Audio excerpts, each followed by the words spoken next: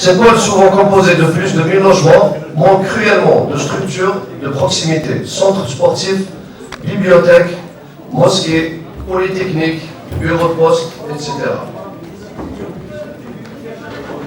Ces équipements sont essentiels et donc je vous demande, Monsieur Louali, de veiller à ce que ces infrastructures soient inscrites et réalisées dans les plus brefs délais pour garantir une qualité de vie décente aux nouveaux résidents.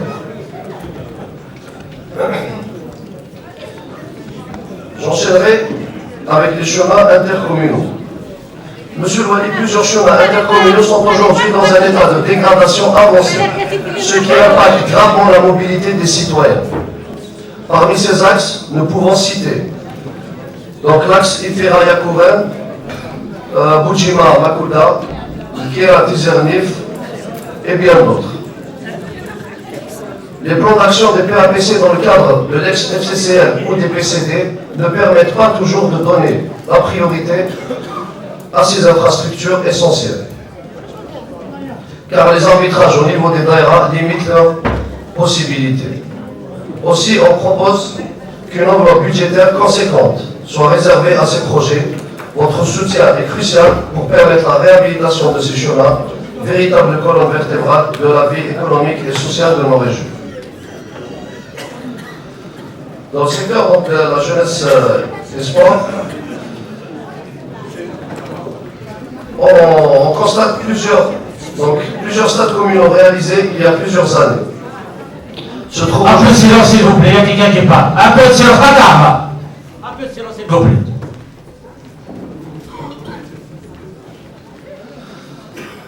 Donc plusieurs stades communaux réalisés depuis longtemps, aujourd'hui dans un état de dégradation avancée. Ces infrastructures pourtant essentielles à la jeunesse sont devenues impraticables. Donc parmi les communes concernées, nous pouvons citer quelques communes, notamment El Hammam, Azazga, Tikzirt, Tizerachet et bien d'autres. Des recommandations ont été formulées à la suite d'études approfondies. Je vous demande, Monsieur Louali, d'inclure ces projets de réhabilitation dans le programme complémentaire afin de redonner vie à ces espaces qui jouent un rôle fondamental dans l'épanouissement des jeunes.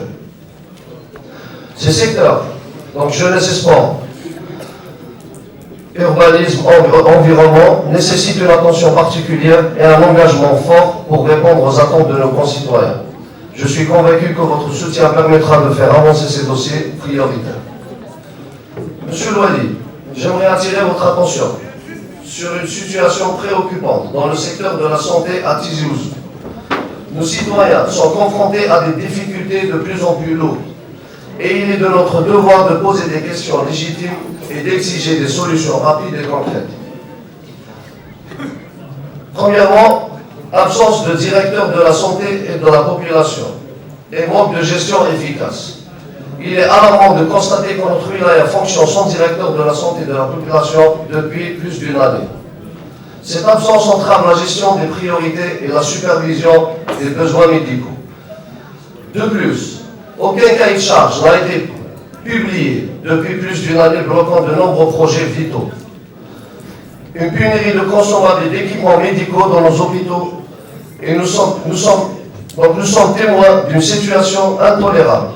Des patients sont contraints d'acheter eux-mêmes des consommables pour pouvoir se faire soigner.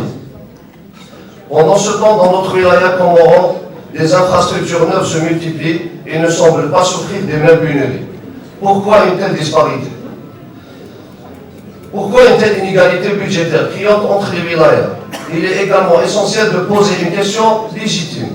Pourquoi certains wilayas bénéficient-elles de budgets 5 fois plus élevés que Tizi Ouzou, alors que nos besoins sont tout aussi importants et pourtant nos hôpitaux souffrent d'un cruel manque de moyens? Quels sont les critères de répartition des budgets et pourquoi Tizi Ouzou est-elle laissée en arrière? Vous devez savoir aussi, Monsieur Louali, que l'accès difficile aux équipements médicaux lourds, le peu d'IRM et d'équipements spécialisés disponibles dans nos établissements rend l'accès aux soins compliqué pour de nombreux patients. Ce genre d'infrastructure ne devrait pas être un luxe, mais un droit. On constate aussi un manque d'infrastructures dans plusieurs daïras. Nos daïras comme Eklat, Tizerachet ou Tizernif sont dépourvus d'hôpitaux adéquats. De plus, les centres de santé déjà existants manquent de personnel qualifié et d'équipements nécessaires.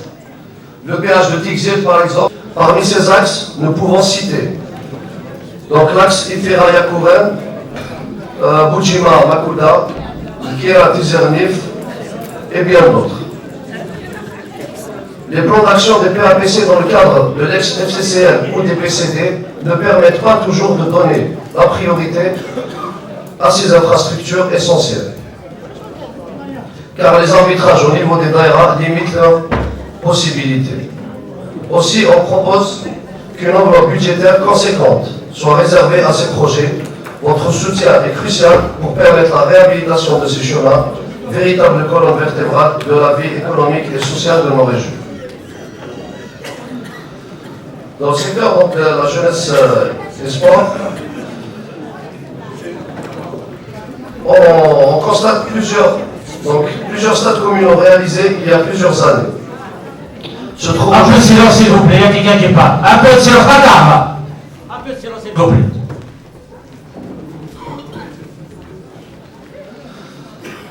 Donc plusieurs stades communaux réalisés depuis longtemps, aujourd'hui dans un état de dégradation avancé.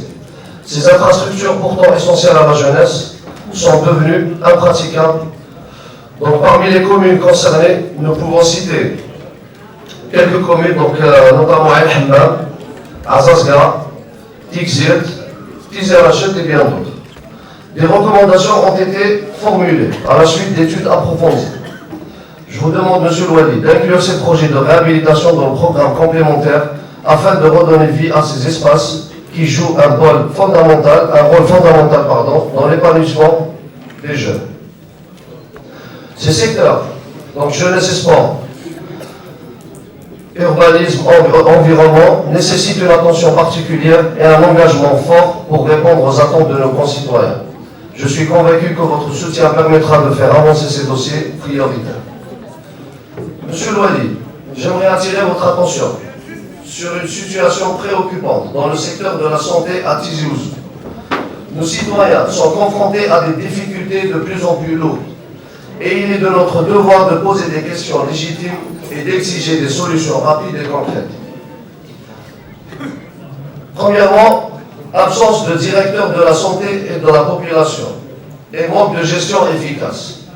Il est alarmant de constater que notre wilaya fonctionne sans directeur de la santé et de la population depuis plus d'une année. Cette absence entrave la gestion des priorités et la supervision des besoins médicaux. De plus, aucun cahier de charge n'a été publié depuis plus d'une année, bloquant de nombreux projets vitaux. Une pénurie de consommables et d'équipements médicaux dans nos hôpitaux et nous sommes témoins d'une situation intolérable. Des patients sont contraints d'acheter eux-mêmes des consommables pour pouvoir se faire soigner. Pendant ce temps, dans notre wilaya Comoran, des infrastructures neuves se multiplient et ne semblent pas souffrir des mêmes pénuries. Pourquoi une telle disparité? Pourquoi une telle inégalité budgétaire criante entre les wilayas? Il est également essentiel de poser une question légitime. Pourquoi certains wilayas bénéficient-elles de budgets 5 fois plus élevés que Tizi Ouzou, alors que nos besoins sont tout aussi importants et pourtant nos hôpitaux souffrent d'un cruel manque de moyens? Quels sont les critères de répartition des budgets et pourquoi Tizi Ouzou est-elle laissée en arrière? Vous devez savoir aussi, Monsieur Louali, que l'accès difficile aux équipements médicaux lourds, le peu d'IRM et d'équipements spécialisés disponibles dans nos établissements rend l'accès aux soins compliqué pour de nombreux patients. Ce genre d'infrastructure ne devrait pas être un luxe, mais un droit. On constate aussi un manque d'infrastructures dans plusieurs daïras. Nos daïras comme Eklat, Tizerachet ou Tizernif sont dépourvus d'hôpitaux adéquats. De plus, les centres de santé déjà existants manquent de personnel qualifié et d'équipements nécessaires. Le péage de Tigzil, par exemple, ne suffit plus à répondre à la demande croissante. Nous avons des projets, mais ils peinent à voir le jour. Le centre anti-cancer de DBK, par exemple, n'est toujours pas entièrement équipé malgré la forte demande. Par ailleurs, certains hôpitaux dépendent des dons particuliers pour fonctionner. Nous saluons ces gestes généreux, mais il est inadmissible qu'une fonction aussi essentielle que la santé repose sur la philanthropie. Nous reconnaissons l'effort récent du président de la République avec le dégel du projet de l'hôpital 500 lits. C'est une avancée importante, mais en attendant sa réalisation, que feront les établissements actuels pour répondre aux besoins de milliers de citoyens? Nous ne pouvons plus ignorer ces inégalités. La santé publique à Tizi Ouzou traverse une crise profonde. Nous demandons avec insistance que les autorités locales et nationales agissent de manière transparente et urgente. Nos citoyens méritent un accès équitable aux soins et à des infrastructures modernes, au même titre que ceux des autres wilayas. Le temps presse et il est de notre devoir d'exiger que la santé ne soit plus un privilège, mais un droit fondamental pour tous. J'aimerais évoquer aussi le développement économique en touchant au secteur du tourisme.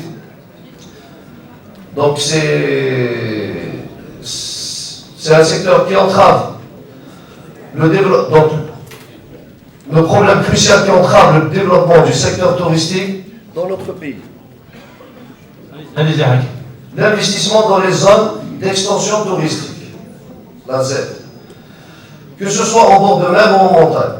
Malgré les propositions d'investissement venant de divers investisseurs, soutenus par nos PAPC, beaucoup de ces projets restaient sans réponse. La loi, c'est un outil qui doit évoluer en fonction des besoins de la société. Ce n'est pas le Coran. Il est de la responsabilité des législateurs de faire en sorte que cette loi soit au service du développement économique et non l'inverse. Dans le domaine du tourisme, il est impératif de réexaminer et, si nécessaire, de réformer la loi pour l'adapter aux réalités du marché et aux besoins des investisseurs. Nos députés et sénateurs ont le pouvoir d'abroger ou de modifier les articles qui bloquent l'investissement, la création d'emplois et la croissance dans ce secteur. Il est noté que la région de Tizi Ouzou dispose d'environ 100 km de littoral, soit une part importante des 1400 ou 1600 de côtes du pays. Pourtant, le potentiel touristique de cette région reste largement inexploité en raison des obstacles législatifs et administratifs. Le principal problème auquel font face les investisseurs, c'est l'opposition systématique des propriétaires fonciers ou des parties prenantes. Là où l'investisseur met les pieds, il se heurte soit à des problèmes liés aux terres agricoles, soit à des contraintes environnementales, que ce soit des forêts, des ressources en eau ou d'autres considérations. Cette situation crée un environnement d'incertitude qui décourage l'investissement. رئيس الجمهورية يقول نسهلوا الديفلوبمون وحنا وين نروحوا نلقاو l'opposition. Le tourisme, Monsieur Loyer, est un secteur stratégique pour notre pays. Il génère des emplois, crée de la richesse et crée de la devise. C'est un moteur de croissance qui bénéficie à toute l'économie. Il est donc urgent de lever ces obstacles et de permettre aux investisseurs de s'engager sereinement dans des projets qui profiteront à notre pays et à nos citoyens. Je vous appelle à prendre conscience de l'importance de ce secteur et à agir pour lever les freins juridiques et administratifs qui empêchent son développement. Je conclurai mon intervention, M. Loyer. La dernière fois, on s'est réunis ici au sein même de l'Assemblée populaire du Wilaya. Donc, vous nous avez rassuré que la porte de votre bureau était ouverte. Donc, je veux juste savoir, est-ce qu'il faudra déposer une doléance pour vous voir ou bien juste nous présenter à votre bureau pour discuter des problèmes et du développement de la wilaya et de